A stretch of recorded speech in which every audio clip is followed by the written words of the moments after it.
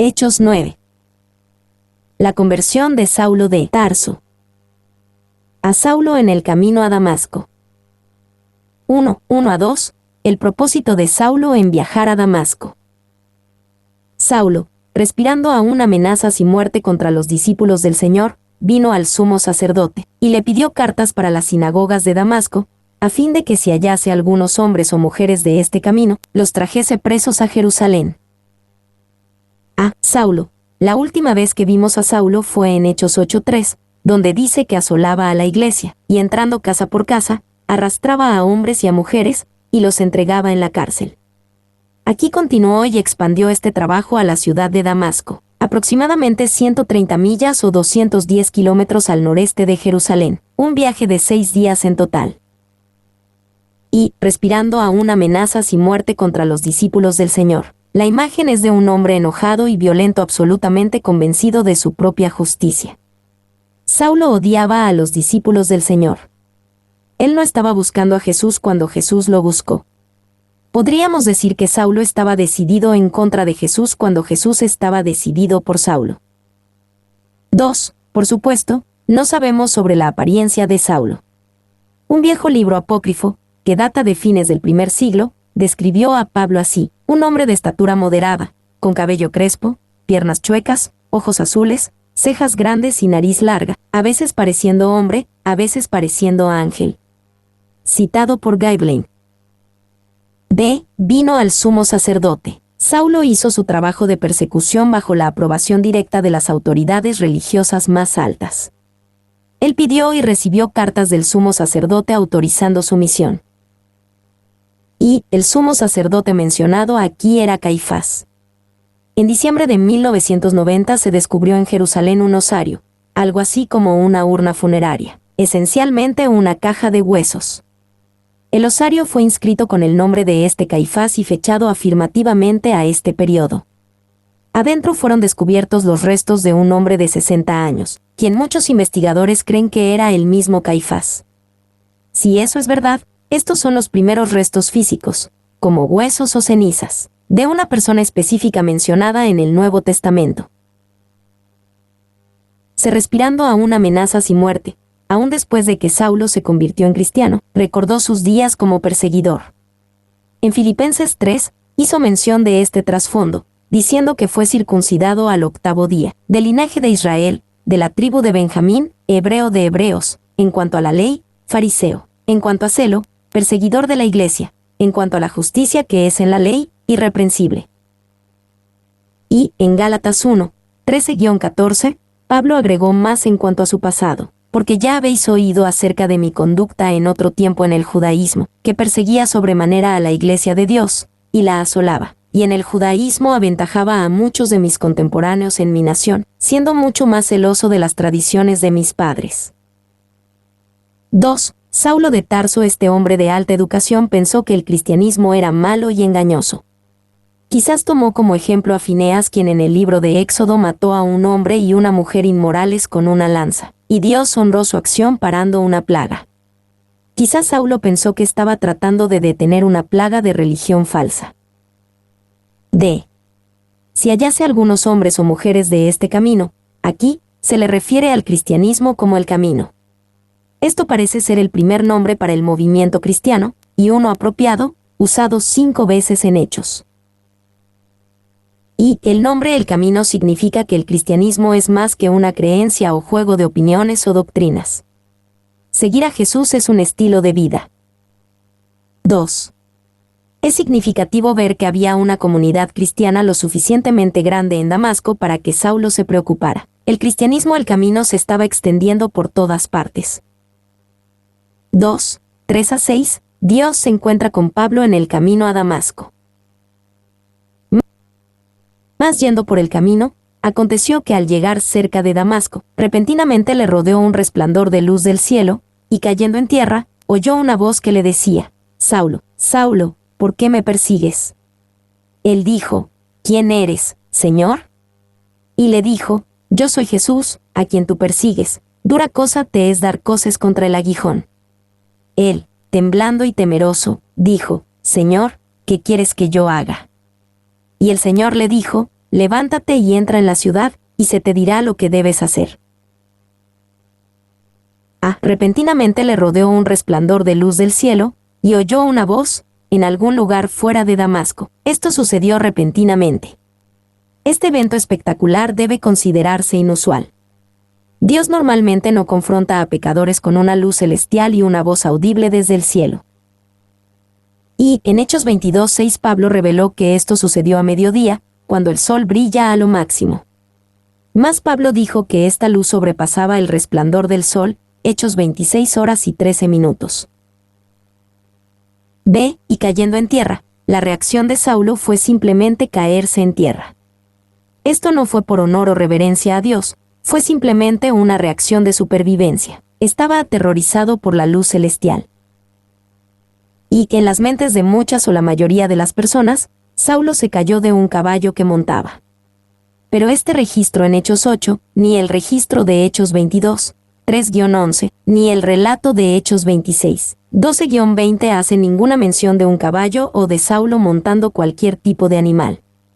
Puede ser que montaba, pero el texto no dice específicamente. 2. Muchas personas suponen que estaba a caballo, y los pintores así lo representan, pero esto es completamente sin fundamento. Los pintores son, en casi cada caso, comentaristas horribles. Clarke. 3. Es significativo que en un libro tan corto que intenta cubrir la expansión del cristianismo desde sus pequeños comienzos en Jerusalén hasta una religión que llenó el imperio entero, que la historia de la conversión de un solo hombre es tan grandemente enfatizada. Boyce. Se oyó una voz que le decía, según F. Bruce, los rabinos de la época de Saulo creían principalmente que Dios ya no le hablaba directamente al hombre, como lo hizo en los días de los profetas. Sin embargo, creían que uno podía escuchar el eco de la voz de Dios, lo que llamaron la hija de la voz de Dios. Aquí, Saulo aprendió que uno puede escuchar a Dios directamente. De Saulo, Saulo, cuando Dios repite un nombre 2 veces, es para mostrar un sentimiento fuerte, pero no necesariamente enojo, como en Marta, Marta de Lucas 10:41 y Jerusalén, Jerusalén de Mateo 23:37. ¿Por qué me persigues? Mientras la luz celestial lo abrumaba, Saulo fue confrontado con la verdadera naturaleza de su crimen. Perseguía a Dios, no al hombre. Y Saulo pensó que estaba sirviendo a Dios por atacar brutalmente a los cristianos, pero descubrió que estaba luchando contra Dios. 2. Esto ha sido tristemente cierto a lo largo de la historia. A menudo, los que están convencidos de que le están haciendo un favor a Dios hacen gran parte de la peor persecución y tortura jamás practicada. 3. No debemos solo enfatizar el me en la frase ¿por qué me persigues? Debemos también notar el por qué y ver que Jesús preguntó ¿por qué me persigues? Eso es, Saulo, ¿por qué estás haciendo algo tan inútil? Yo soy Jesús. Aunque Jesús era un nombre bastante común en aquel día, el Jesús de Nazaret que había ascendido no necesitaba más identificación. Cuando dijo, yo soy Jesús, Saulo supo exactamente cuál Jesús habló. En toda probabilidad, Saulo oyó a Jesús enseñar en Jerusalén, y como probablemente era miembro del Sanedrín, Saulo se sentó a juzgar a Jesús en el juicio antes de su crucifixión. Y, a menos que Saulo estuviera alucinando, la aparición de Jesús probó que Jesús estaba vivo y que Jesús era Dios. Boyce. ¿Quién eres, Señor? Señor, ¿qué quieres que yo haga? Saulo respondió con 2 de las preguntas más importantes que alguien puede y debe hacer. Y casi todos tienen preguntas que les gustaría hacerle a Dios. Una encuesta de Gallup de los años 1990 le pidió a la gente que escogiera 3 preguntas que más les gustaría hacerle a Dios. Las 5 respuestas principales eran: ¿habrá algún día una paz mundial duradera? ¿Cómo puedo ser una mejor persona? ¿Qué vendrá en el futuro para mi familia y para mí? ¿Habrá algún día una cura para todas las enfermedades? ¿Por qué hay sufrimiento en el mundo? Es extraño que la gente quiera hacerle estas preguntas a Dios cuando ya están contestadas en la Biblia. Pero realmente no son las preguntas más importantes que podemos hacer. Saulo hizo las preguntas correctas. 2. ¿Quién eres, Señor? Debemos hacer esta pregunta con un corazón humilde y hacérsela a Dios. Jesús nos mostró exactamente quién es Dios, y Él puede contestar esta pregunta. Pablo pasó el resto de su vida deseando saber más completamente la respuesta a esta pregunta. Filipenses 3:10. 3. ¿Qué quieres que yo haga? Pocos se atreven a hacerle realmente esta pregunta a Dios, pero cuando lo hacemos, debemos hacerlo con sumisión y obediencia decidida. 4. La pregunta de Saulo fue personal. Hizo la pregunta con yo, Señor, ¿qué quieres que yo haga? A menudo estamos bastante interesados en lo que Dios quiere que otros hagan, pero el corazón rendido pregunta, Señor, ¿qué quieres que yo haga?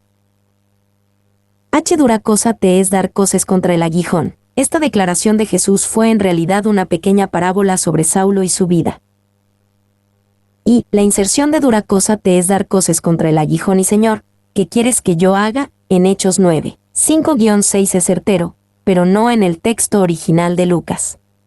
Estas frases fueron agregadas por escribas, basándose en Hechos 22:10 y 26 horas y 14 minutos, quienes pensaron que estaban haciendo un favor a Dios al ponerlas aquí. 2. Un aguijón era un palo largo y extremadamente afilado que se usaba para hacer caminar al buey en la dirección que uno querría cuando araba.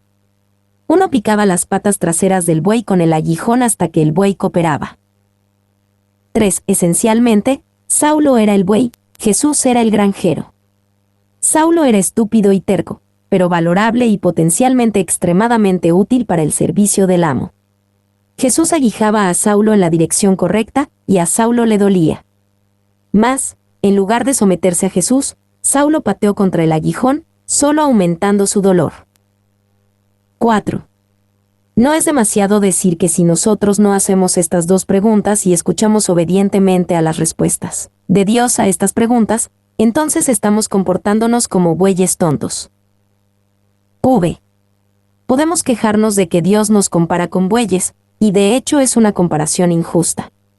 Después de todo, ¿qué buey se ha rebelado contra Dios como nosotros? Dios casi debe una disculpa a los bueyes. Algo estaba aguijando su conciencia. A pesar de toda su confidencia externa, había algo que lo molestaba por dentro. Pateó contra él para asegurarse, pero seguía allí. La inquietud pudo haber empezado con la oración de Esteban, Hechos 7, 57-60. Y, dura cosa te es. Esto muestra el gran amor de Jesús.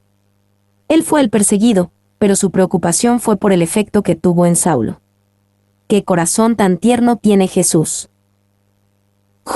Él, temblando y temeroso. El hecho de que Saulo estaba temblando y temeroso por todo esto nos recuerda que no siempre es agradable encontrarse con el cielo dramáticamente.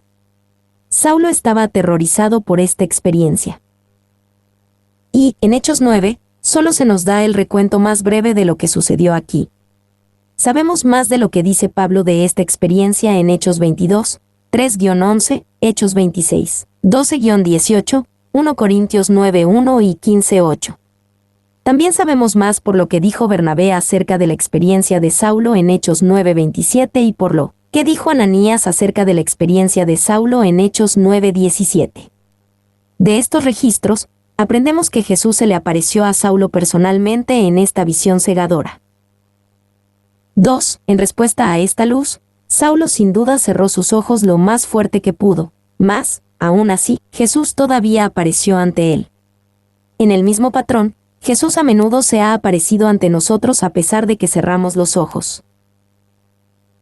3. En este encuentro con Jesús, Saulo aprendió el evangelio que predicaría el resto de su vida. Insistió en Gálatas 1, 11-12, que el evangelio anunciado por mí no es según hombre, pues yo ni lo recibí ni lo aprendí de hombre alguno, sino por revelación de Jesucristo. Señor, ¿qué quieres que yo haga? Cuando Saulo hizo esta pregunta, Jesús solo le dijo qué hacer en ese momento. Y este es a menudo el carácter de la dirección de Dios en nuestras vidas. Él nos dirige un paso a la vez en lugar de exponer los detalles del gran plan de una vez. 3, 7-9, Saulo inmediatamente después del camino a Damasco. Y los hombres que iban con Saulo se pararon atónitos, oyendo a la verdad la voz, mas sin ver a nadie. Entonces Saulo se levantó de tierra, y abriendo los ojos, no veía a nadie. Así que, llevándole por la mano, le metieron en Damasco, donde estuvo 3 días sin ver, y no comió ni bebió. Los hombres que iban con Saulo se pararon atónitos. La experiencia fue incomprensible para los compañeros de Saulo, pero cuando Saulo abrió sus ojos, presumiblemente cerrados en una reacción aterrada a la luz celestial, todavía no podía ver, abriendo los ojos, no veía a nadie. Y casi podemos oír a Dios decirle a Saulo: cerraste tus ojos hacia mi luz y mi Salvador. Bien. Pasa unos días físicamente ciego como lo ha sido espiritualmente. B. Estuvo 3 días sin ver, y no comió ni bebió. Parece que Saulo estaba tan conmovido por la experiencia que no pudo comer ni beber por 3 días. Todo lo que Saulo podía hacer fue simplemente sentarse en un silencio ciego. Esta fue una experiencia humillante, y un tiempo en que Saulo debió haber desafiado todas sus ideas previas acerca de quién era Dios y que le agradaba. Y, en los 3 días de ceguera y privación, Saulo estaba muriendo a sí mismo. Sería solo después de 3 días de morir que él recibiría la vida de resurrección de Jesús. D. Dios ministra a Saulo a través de Ananías. 1. 10-12. El mensaje de Dios a Ananías. Había entonces en Damasco un discípulo llamado Ananías, a quien el Señor dijo en visión: Ananías. Y él respondió: Him aquí, Señor. Y el Señor le dijo: levántate, y ve a la calle que se llama Derecha, y busca en casa de Judas a uno llamado Saulo, de Tarso, porque he aquí, él ora, y ha visto en visión a un varón llamado Ananías, que entra y le pone las manos encima para que recobre la vista. Había entonces en Damasco un discípulo llamado Ananías. No sabemos nada acerca de Ananías ni antes ni después de este encuentro con Saulo. No sabemos cómo vino a estar en Damasco, o qué le sucedió después. Por lo que sí sabemos, podemos pensar en él como un seguidor promedio de Jesús, un discípulo. Y Ananías era un hombre común, no un apóstol, un profeta, un pastor, un evangelista, un anciano o un diácono. Sin embargo, Dios lo usó porque era un hombre común. Si un apóstol o una persona prominente hubiera ministrado a Saulo, la gente podría decir que Pablo recibió su evangelio del hombre en lugar que de Jesús.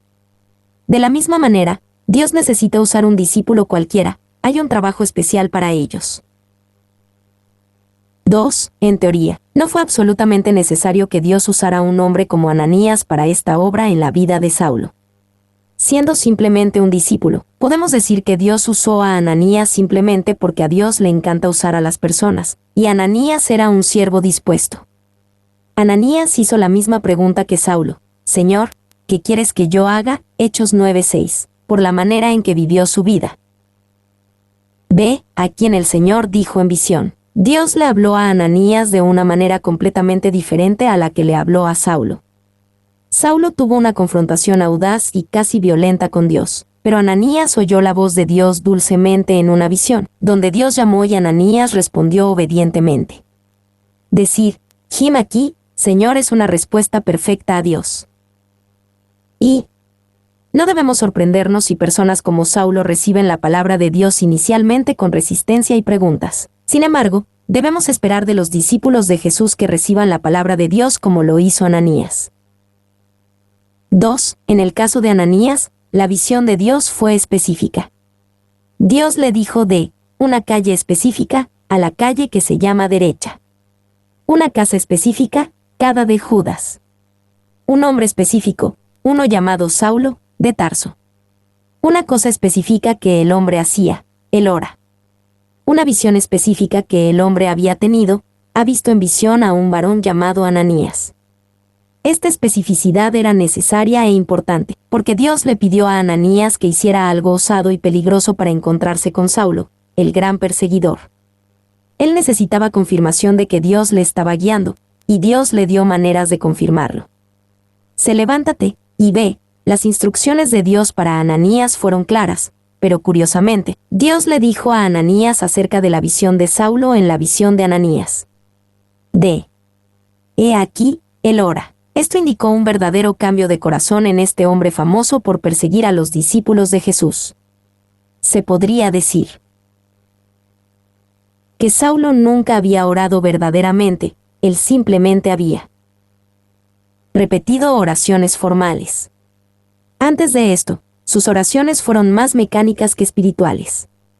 Nunca había orado con Jesús como mediador. Nunca había orado en el nombre de Jesús. Nunca había orado con un corazón humilde, cerca de Dios. Saulo había dicho muchas oraciones, pero nunca había orado de verdad. 2, 13-16, Dios supera las objeciones de Ananías. Entonces Ananías respondió, Señor, he oído de muchos acerca de este hombre, cuántos males ha hecho a tus santos en Jerusalén, y aún aquí tiene autoridad de los principales sacerdotes para prender a todos los que invocan tu nombre. El Señor le dijo, ve, porque instrumento escogido me es este, para llevar mi nombre en presencia de los gentiles, y de reyes, y de los hijos de Israel, porque yo le mostraré cuánto le es necesario padecer por mi nombre. Ah, Señor, he oído de muchos acerca de este hombre. Seguramente, Ananías había escuchado que este perseguidor enojado y violento llamado Saulo de Tarso estaba en camino de Jerusalén. Los discípulos en Damasco deben haberse preparado ansiosamente para la persecución venidera.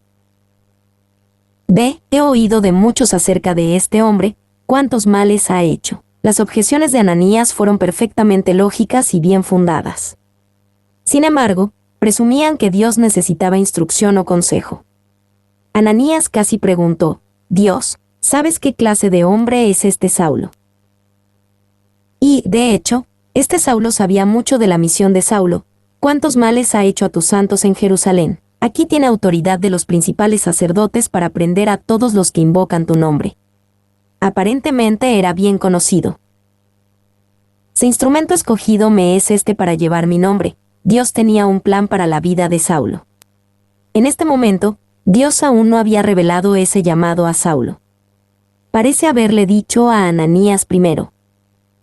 Y Dios consideraba a Saulo como su instrumento escogido mucho antes de que hubiera algo en Saulo digno de ser escogido. Dios sabía lo que él podía hacer con Saulo, aun cuando Saulo o Ananías no lo sabían. D. Para llevar mi nombre en presencia de los gentiles, y de reyes, y de los hijos de Israel. Esto describe en general el llamado y obra futura del hombre quebrantado, ciego y afligido que Ananías pronto conocería. Dios lo llamó para llevar quién es Dios y lo que Él ha hecho, mi nombre, a los gentiles, a reyes y a los hijos de Israel. Y no culparíamos a Ananías por una medida de incredulidad, un llamado tan grande para un hombre tan improbable. Porque yo le mostraré cuánto le es necesario padecer por mi nombre. Esta fue una adición aterradora al gran llamado que Dios hizo sobre la vida de Saulo. Saulo dejaría una vida de privilegio para tomar un llamado más alto, pero un llamado con mucho sufrimiento. 3, 17-19, Ananías ora y Saulo es sanado y recibe el Espíritu Santo. Fue entonces Ananías y entró en la casa, y poniendo sobre él las manos, dijo, hermano Saulo, el Señor Jesús, que se te apareció en el camino por donde venías, me ha enviado para que recibas la vista y seas lleno del Espíritu Santo. Y al momento le cayeron de los ojos como escamas, y recibió al instante la vista, y levantándose, fue bautizado. Y habiendo tomado alimento, recobró fuerzas. Y estuvo Saulo por algunos días con los discípulos que estaban en Damasco. Fue entonces Ananías y entró en la casa. Esto requirió gran valor. En los siglos después, los cristianos han tenido que tratar con aquellos que hacen conversiones fingidas para infiltrar los seguidores de Jesús. Ananías tenía que superar este miedo o sospecha. B. Poniendo sobre las manos, dijo, hermano Saulo. El hecho de imponer sus manos y las palabras hermano Saulo comunicaron poderosamente el amor de Dios. El ciego Saulo no podía ver el amor en el rostro de Ananías, así que lo comunicó a través de sus manos y su voz. Seas lleno del Espíritu Santo. Parece que aquí es cuando Saulo realmente fue nacido de nuevo. Aquí es donde recibió el Espíritu Santo y fue sanado de su ceguera, que era tanto la ceguera espiritual como la ceguera física. Y, seas lleno. Dios hizo una obra eficaz de quebrantar a Saulo, pero no fue su intención dejarlo quebrantado. Dios quería quebrantar a Saulo para poder llenarlo y dejarlo lleno. 2. A menudo se dice que Saulo fue convertido en camino a Damasco. Estrictamente hablando, esta no es la verdad. Su conversión empezó con su encuentro con la ley, pero no se cumplió hasta que el Evangelio entró en su corazón por fe, y eso no ocurrió en el camino, sino en Damasco. Lenski. D.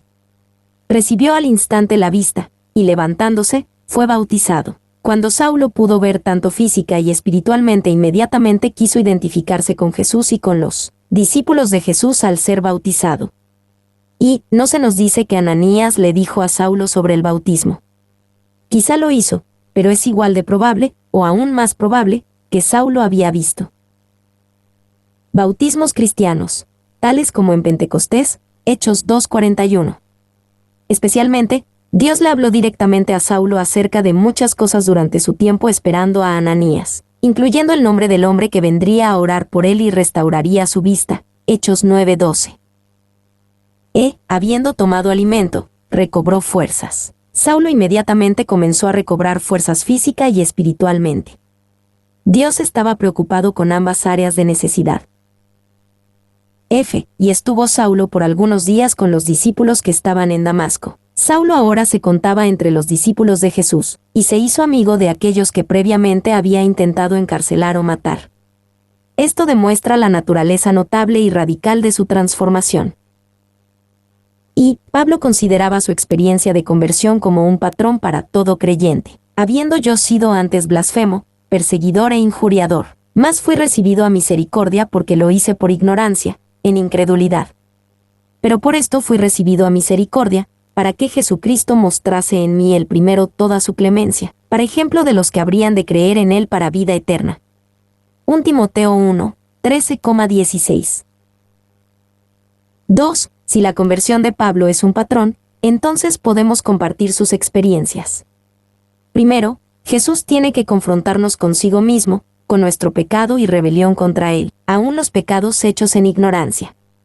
Después, cuando ponemos nuestra fe en él, debemos esperar humildemente por la obra dentro de nosotros que solo él puede hacer. 3. La conversión de Saulo nos recuerda que, en esencia, la salvación es algo que Dios hace en nosotros. Lo que nosotros hacemos es solo una respuesta a su obra en nosotros. 4. La conversión de Saulo nos recuerda que Dios encuentra a algunos que, en toda apariencia, no lo están buscando para nada. Viendo cómo Dios llegó a Saulo nos anima a creer que Dios puede alcanzar a las personas en nuestra vida que creemos, que están muy lejos de Él. A menudo nos damos por vencidos con ciertas personas y pensamos que nunca vendrán a Jesús, pero el ejemplo de Saulo muestra que Dios puede alcanzar a cualquiera. La conversión de Saulo nos recuerda que Dios busca personas que cooperen en la conversión de otros, incluso cuando no son realmente necesarias, aparte de como una demostración de la importancia de la familia de Dios. La conversión de Saulo nos recuerda que no es suficiente que seamos quebrantados ante Dios, aunque eso es necesario. Dios solo quiere usar el quebrantamiento como un preludio de la llenura. El ministerio inicial de Saulo en Damasco y en Jerusalén. 1, 20-22, Saulo predica poderosamente en Damasco. Enseguida predicaba a Cristo en las sinagogas, diciendo que éste era el Hijo de Dios. Y todos los que le oían estaban atónitos, y decían, ¿no es este el que asolaba en Jerusalén a los que invocaban este nombre, y a eso vino acá, para llevarlos presos ante los principales sacerdotes? Pero Saulo mucho más se esforzaba, y confundía a los judíos que moraban en Damasco, demostrando que Jesús era el Cristo. Enseguida predicaba a Cristo en las sinagogas. Como Saulo era un estudiante diestro del gran rabí Gamaliel, tomó ventaja de la costumbre de la sinagoga que invitaba a cualquier hombre judío capaz de hablar de las Escrituras en las reuniones de la sinagoga. Tomó ventaja de esta oportunidad de inmediato. Predicaba a Cristo. El mensaje de Saulo era completamente acerca de Jesús. Él sabía que necesitaban conocer a Jesús en verdad, que éste era el Hijo de Dios. Y muchas personas piensan que cuando a Jesús se le llama el Hijo de Dios, es una forma de decir que Él no es Dios, pero algo menos que Dios, solo el Hijo de Dios. Pero en los días de Jesús, todos sabían lo que significaba este título. Ser llamado el hijo de algo significaba que estabas completamente identificado con esa cosa o persona, y su identidad era tu identidad también. Cuando Jesús se llamó a sí mismo el Hijo de Dios, y cuando los demás lo llamaron así, se entendía que era un reclamo de su deidad. 2. De hecho, en 2 ocasiones cuando Jesús se llamó a sí mismo el Hijo de Dios, fue acusado de blasfemia, de llamarse a sí mismo Dios. Juan 5, 17-18, Mateo 26, 63-65. Todos sabían a qué se refería Jesús al llamarse Hijo de Dios, y todos sabían a qué se refería Saulo cuando predicó que Jesús es el Hijo de Dios. 3. Predicar que Jesús es el Hijo de Dios también es predicar la perfección de su vida, y especialmente su obra por nosotros en la cruz. Es predicar cómo Dios nos salva a través de la obra de Jesús. ¿No es este el que asolaba en Jerusalén a los que invocaban este nombre? La gente estaba realmente asombrada por la conversión de Saulo. Era difícil creer cuán poderosamente Jesús podía cambiar una vida. Años después, Pablo mismo escribió, de modo que si alguno está en Cristo, nueva criatura es. Las cosas viejas pasaron, he aquí todas son hechas nuevas. 2 Corintios 5:17, Pablo vivió ese versículo mucho antes de escribirlo. De Saulo mucho más se esforzaba. El trabajo de Saulo para Dios tan pronto después de su conversión no debería sorprendernos. Con frecuencia, ese es el mejor tiempo para servir al Señor, y especialmente para contarles a los demás de Jesús. Cuando estamos recién convertidos, todavía entendemos la forma en que piensan las personas que aún no conocen a Jesús. Y es verdad que los cristianos jóvenes no deben ser puestos apresuradamente en posiciones de autoridad en la iglesia. 1 Timoteo 3:6. Pero no se necesita una posición de autoridad para servir a Dios y contarles a otros de Jesús. 2. La disposición de Saulo para servir al Señor fue un factor contribuyente en el hecho de que mucho más se esforzaba, aumentó aún más en fuerzas. A medida que buscamos servir a otros, Dios nos da más fuerza. Demostrando que Jesús era el Cristo, Saulo, un experto en el Antiguo Testamento, podía ver fácilmente cómo Jesús era el Mesías prometido de las Escrituras hebreas. 2. 23-25, el escape de Saulo de Damasco. Pasados muchos días, los judíos resolvieron en consejo matarle, pero sus acechanzas llegaron a conocimiento de Saulo. Y ellos guardaban las puertas de día y de noche para matarle. Entonces los discípulos, tomándole de noche, le bajaron por el muro, descolgándole en una canasta. Pasados muchos días, en Gálatas 1, 13-18, Pablo explicó más sobre lo que sucedió durante estos muchos días. Describió cómo fue a Arabia por un periodo de tiempo, y después regresó a Damasco. Después de su regreso a Damasco, fue a Jerusalén. Pablo pasó un total de 3 años en Damasco y Arabia. Gálatas 1:18. Verdaderamente fueron muchos días. Y, en 2 Corintios 11, 32-33, Pablo se refirió a este incidente y menciona que sucedió bajo el rey Aretas. Esto significa que este escape de Damasco sucedió entre los años 37 y 39 después de Cristo. Así que, teniendo en cuenta los 3 años mencionados en Gálatas 1:18, y que este incidente ocurrió al final de esos 3 años, podemos suponer que Pablo fue convertido en algún momento entre 34 y 36 después de Cristo.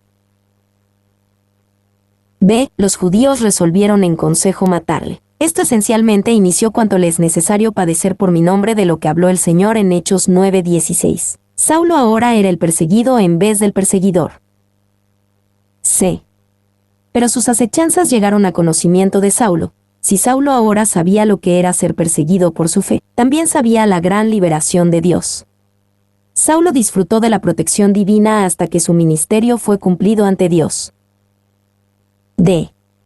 Los discípulos, tomándole de noche, le bajaron por el muro, descolgándole en una canasta. Verdaderamente, Saulo conocía de la protección divina en medio de la persecución, pero también aprendió que la liberación de Dios con frecuencia viene de maneras humildes. No hay nada triunfante en escaparse escondidas de una ciudad de noche escondido en una canasta. Y fue la primera de muchas escapadas para Pablo, y a veces no lo lograba hacerlo. A veces lo atrapaban, lo encarcelaban y lo golpeaban. De hecho, tuvo que sufrir muchas cosas por el amor a Jesús. 3, 26 a 30, Saulo con los cristianos en Jerusalén. Cuando llegó a Jerusalén, trataba de juntarse con los discípulos, pero todos le tenían miedo, no creyendo que fuese discípulo. Entonces Bernabé, tomándole, lo trajo a los apóstoles, y les contó cómo Saulo había visto en el camino al Señor, el cual le había hablado, y cómo en Damasco había hablado valerosamente en el nombre de Jesús. Y estaba con ellos en Jerusalén, y entraba y salía, y hablaba denodadamente en el nombre del Señor, y disputaba con los griegos, pero éstos procuraban matarle. Cuando supieron esto los hermanos, le llevaron hasta Cesarea, y le enviaron a Tarso. Trataba de juntarse con los discípulos, pero todos le tenían miedo. Parece extraño que los cristianos en Jerusalén sospecharon tanto de Saulo aún 3 años después de su conversión. Quizás pensaron que Saulo era parte de un complot elaborado y extenso. Tal vez se preguntaban por qué se había ido solo por un tiempo a Arabia, o igual de probablemente estaban renuentes a aceptar una conversión tan dramática sin verla con sus propios ojos, no creyendo que fuese discípulo. Y, en este punto, algunas personas quizá le darían la espalda a Jesucristo. Quizá dirían, he estado sirviendo al Señor por 3 años, predicando a Jesucristo, soportando intentos de asesinato y amenazas de muerte. ¿Ahora no quieres aceptarme como cristiano? ¿Este es el amor de Jesús? Olvídalo. 2. Pero Saulo tenía un corazón lleno de amor por Jesús y los seguidores de Jesús. Sin duda le dolió, pero entendió que los discípulos en Jerusalén recordaban a los cristianos que Saulo había matado y perseguido. Si a los discípulos en Jerusalén les faltó algo de amor, Saulo agregó un poco más de amor para compensarlo. B. Entonces Bernabé, tomándole, lo trajo a los apóstoles. Gracias a Dios por personas como Ananías y Bernabé, quienes dan la bienvenida a personas a la familia de Dios con simple amistad. Y Bernabé simplemente extendió el amor de Jesús hacia Saulo, y como Pablo escribiría después, el amor todo lo cree, 1 Corintios 13:8. C. Estaba con ellos en Jerusalén, y entraba y salía. En Gálatas 1:18, Pablo escribió que, en este primer viaje a Jerusalén, se quedó con Pedro por 15 días. También escribió que nunca tuvo una audiencia con todos los apóstoles, viendo solo a Pedro y a Jacobo, el hermano de Jesús. Y, esta vez con los apóstoles en Jerusalén fue importante, porque finalmente le dieron la bienvenida a Saulo en la familia de los seguidores de Jesús. Pero Pablo señaló la naturaleza limitada de su tiempo con los apóstoles en Jerusalén para mostrar claramente que no recibió su evangelio de los otros apóstoles. Aunque sin duda fue bendecido y beneficiado por este tiempo, él recibió su mensaje por revelación directa de Jesús en el camino a Damasco. Lucas aludió a esto cuando escribió, les contó cómo Saulo había visto en el camino al Señor, el cual le había hablado. Los apóstoles sin duda se regocijaron de que ellos y Saulo tenían exactamente el mismo mensaje de Jesús. D. Hablaba denodadamente en el nombre del Señor, pero estos procuraban matarle. Saulo nuevamente enfrentó la persecución y los intentos de asesinato. Esto vino a ser un patrón recurrente en su vida. Y la historia de la conversión de Saulo comienza cuando sale de Jerusalén para perseguir a los seguidores de Jesús. Termina con él saliendo de Jerusalén como un seguidor perseguido de Jesús. Le llevaron hasta Cesarea, y le enviaron a Tarso. Para su propia protección, los cristianos en Jerusalén le enviaron a Tarso. Pasaron entre 8 y 12 años en la vida de Saulo antes de que entrara otra vez en ministerio prominente, siendo enviado como un misionero de la iglesia en Antioquía. En aquel momento sería Bernabé quien buscó a Saulo, recordándolo y amándolo. Y era Saulo de Tarso, el joven, exitoso y energético rabino. Después fue Saulo el perseguidor, luego Saulo el ciego. Después vino a ser Saulo el convertido y después Saulo el predicador. Pero antes de llegar a ser apóstol Pablo, pasó entre 8 y 12 años como Saulo el desconocido. Esos no fueron años perdidos, fueron años buenos y necesarios. 2. Tarso era una de las grandes ciudades del mundo antiguo, con un excelente puerto y locación estratégica en las rutas de comercio. Fue especialmente conocida como una ciudad universitaria, siendo una de las 3 grandes ciudades educativas del mundo mediterráneo. Strabo habla de la Universidad Tarsiana como superando, en algunos aspectos, a las de Atenas y Alejandría. Geografía 14 de mayo de 13. Fue especialmente importante como centro de filosofía estoica. Williams. 4:31. La salud de las iglesias en toda la región. Entonces las iglesias tenían paz por toda Judea, Galilea y Samaria, y eran edificadas, andando en el temor del Señor, y se acrecentaban fortalecidas por el Espíritu Santo. Las iglesias, por toda Judea, Galilea y Samaria. Hechos 9 empezó con un hombre celoso respirando aún amenazas y muerte contra los discípulos del Señor. Hechos 9:1. Pero Dios fue más que capaz de convertir esta terrible amenaza en gran bendición. Ahora Lucas muestra que la obra de Dios no solo continuó, sino que fue fuerte, a pesar de la gran oposición que se produjo contra ella. Galilea. El libro de Hechos no nos dice nada sobre la plantación de iglesias en Galilea. No sabemos quién comenzó estas iglesias, cómo lo hicieron, o todas las grandes obras de Dios que se hicieron en estas iglesias nuevas. Esto nos recuerda que Hechos es solamente una historia parcial de la obra de Dios durante este periodo. Las iglesias tenían paz. Esto no significa que toda persecución había parado. En cambio, significa que tenían paz en medio de la persecución. Y, al final de Hechos 9:31, llegamos a una encrucijada histórica importante en Hechos y en los eventos del Imperio Romano. En el año 37 después de Cristo, Caifás fue reemplazado como sumo sacerdote, primero por Jonatán, después por Teófilo. En el mismo año, Calígula sucedió a Tiberio como emperador romano. Calígula fue extremadamente hostil con los judíos y fue asesinado 4 años después. Las iglesias eran edificadas. La palabra edificadas lleva la idea de ser construido. Las iglesias crecían en número y en fuerza. Andando en el temor del Señor, y se acrecentaban fortalecidas por el Espíritu Santo. Cuando el pueblo de Dios está andando en el temor del Señor y es fortalecido por el Espíritu Santo, puedes esperar que también crezcan en número. Y, andando en el temor del Señor, fortalecidas por el Espíritu Santo. Cada uno de estos se necesita en la vida cristiana. En cualquier momento el discípulo de Jesús pueda necesitar el temor del Señor o la fortaleza del Espíritu Santo. Con frecuencia, Dios quiere que los confortados sean afligidos, teniendo el temor del Señor, y que los afligidos sean confortados, por el confort del Espíritu Santo. 2. ¿No es ya demasiado evidente que la iglesia de nuestro día tiene poca o ninguna concepción del gran valor de la bendición involucrada en este paraclesis, confort del Espíritu? ¿Qué pasaría si esta lección se aprendiera de nuevo? ¿Qué descanso tendría la iglesia de la disensión y división interna, de herejía y separación? ¿Qué edificación ser edificado sobre la fe más santa? ¿Qué santo caminar en el temor del Señor, qué acrecentamiento y qué evangelización mundial? No hay maldad ahora maldiciendo o amenazando la vida de la iglesia que esta fortaleza, confort, del Espíritu Santo no remedará y quizá eliminará. Pearson.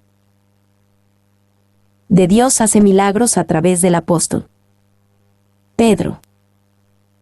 1:32-35. Pedro sana a Eneas en Lida. Aconteció que Pedro, visitando a todos, vino también a los santos que habitaban en Lida. Y halló allí a uno que se llamaba Eneas, que hacía 8 años que estaba en cama, pues era paralítico. Y le dijo Pedro: Eneas, Jesucristo te sana, levántate, y haz tu cama. Y enseguida se levantó. Y le vieron todos los que habitaban en Lida y en Sarón, los cuales se convirtieron al Señor. Pedro, visitando a todos, el previo patrón de los apóstoles quedándose en Jerusalén y los necesitados de ministerio viniendo desde lejos, a verlos, como es visto en Hechos 5:16, ahora cambió.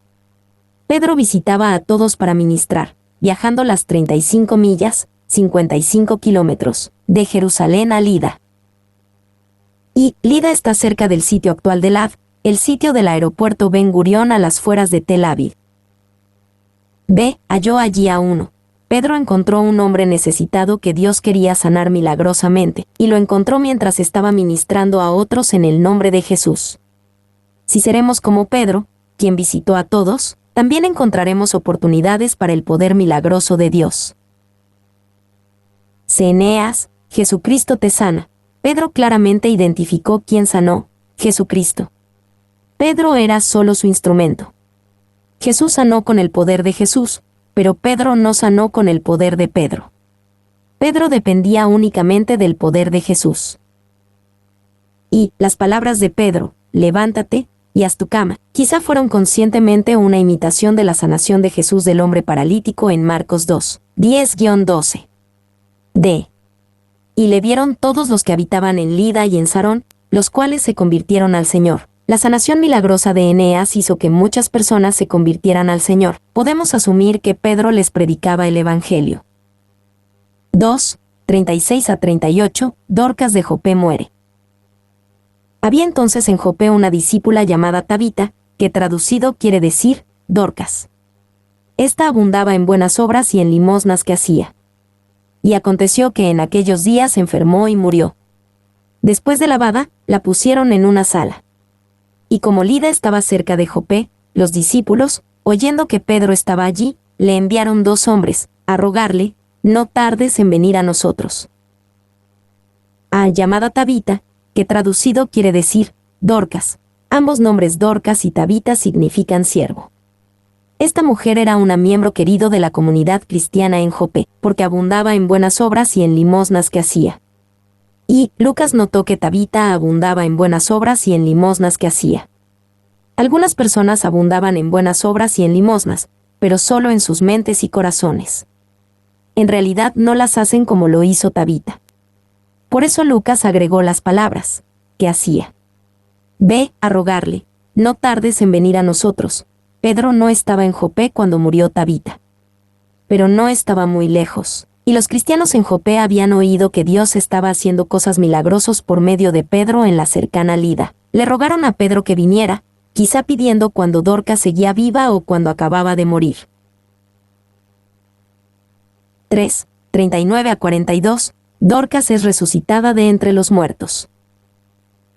Levantándose entonces Pedro, fue con ellos, y cuando llegó, le llevaron a la sala, donde le rodearon todas las viudas, llorando y mostrando las túnicas y los vestidos que Dorcas hacía cuando estaba con ellas. Entonces, sacando a todos, Pedro se puso de rodillas y oró, y volviéndose al cuerpo, dijo: Tabita, levántate. Y ella abrió los ojos, y al ver a Pedro, se incorporó. Y él, dándole la mano, la levantó. Entonces, llamando a los santos y a las viudas, la presentó viva. Esto fue notorio en toda Jope, y muchos creyeron en el Señor. Levantándose entonces Pedro, fue con ellos. Cuando los discípulos de Jope vinieron a ver a Pedro en Lida, vinieron con la esperanza que Pedro la ayudaría, o por lo menos ayudaría a la comunidad cristiana en ese lugar a superar su tristeza. Y no hay indicios en el libro de Hechos de que fuera común o normalmente esperado que los cristianos muertos fueran resucitados. Este milagro, y otros semejantes en Hechos, fue anotado solo porque fue inusual y notable. B. Le rodearon todas las viudas, llorando. Es muy posible que la expectativa era que Pedro consolaría a estas viudas cristianas y a otros en su tristeza, por la muerte de Dorcas. Pero Pedro sintió una dirección específica a hacer exactamente como había visto a Jesús hacer, como es registrado en Marcos 5, 38-43, sacando a todos, en anticipación de que Dios haría por Tabita lo que había hecho por la hija del principal de la sinagoga. Tabita, levántate. Pedro parecía recordar claramente lo que Jesús hizo en Marcos 5, 38-43, o Lucas 8, 50-56. En aquella sanación, Jesús dijo talide, cumi. Pedro dijo aquí, en el idioma original, tabise cumi. Pedro podía oír las palabras de Jesús en su cabeza mientras ministraba. Y Pedro simplemente intentó hacer como Jesús hizo. Jesús fue su líder. Ya no estaba intentando guiar a Jesús, como lo hizo cuando le dijo a Jesús que no fuera por el camino de la cruz en Mateo 16:22. Ahora Pedro estaba dejando que Jesús lo guiara. D. Y ella abrió los ojos, y al ver a Pedro, se incorporó. Por todas apariencias, Tabita fue resucitada de la muerte. Estaba muerta y regresó a la vida. Estos son milagros extraordinarios e inusuales. Sin embargo, son cosas que han sucedido y todavía suceden. aunque es sabio no aceptar ingenuamente cada caso reportado de ello. Y debemos recordarnos que Dorcas no fue resucitada a vida nueva, fue resucitada a su vida antigua, donde moriría nuevamente. 2. El hecho de que el Señor resucitó a Dorcas, pero Esteban, y después Jacobo en Hechos 12:2, permaneció muerto, refleja los caminos desconocidos de Dios. Pues, seguramente parecía que Esteban y Jacobo eran más importantes para la iglesia que Dorcas. Pero siempre debemos confiar en la sabiduría y conocimiento de Dios en todas esas cosas. 3. Dorcas no fue resucitada por su propio bien. Habría disfrutado más el cielo. Fue resucitada por el bien de su ministerio a los demás, que es la misma razón por la cual nosotros hemos pasado de muerte a vida, Juan 5:24. Llamando a los santos y a las viudas. Hechos 9:32 y 41 mencionan los santos en Lida y Jope. Esta es la primera vez que los cristianos son llamados santos en Hechos. Cuando la Biblia llama a los cristianos santos, la idea no es de un pueblo superperfecto. La idea es de un pueblo que es diferente. Los santos son apartados del mundo en general, son distintivos. 4. 43. Pedro se queda con Simón, un curtidor. Y aconteció que se quedó muchos días en Jope en casa de un cierto Simón, curtidor. Se quedó muchos días en Jope en casa de un cierto Simón, curtidor. Esta oración sería algo asombroso para un judío observante de aquel tiempo. Según su entendimiento de la ley, estaba estrictamente prohibido asociarse con cualquiera que trabajara habitualmente con animales muertos. Y, según las leyes de aquel tiempo, un curtidor tenía que vivir por lo menos 75 pies, 25 metros, fuera de la aldea debido a su constante impureza ritual. 2. La profesión de curtidor era visto con un desprecio tan supremo que si una muchacha estaba desposada con un curtidor sin saber que él seguía esa profesión, el compromiso sería nulo. Morgan. B. Se quedó muchos días en Jope en casa de un cierto Simón, curtidor. Por esto, vemos que Pedro estaba cada vez menos preocupado con las tradiciones y ideas ceremoniales judías que antes. Esta obra de Dios en el corazón de Pedro estableció el fundamento para lo que Dios haría en Pedro en el siguiente capítulo. Mi nombre es Demim, soy tu asistente personal, mi sitio en internet es demim.es.tl.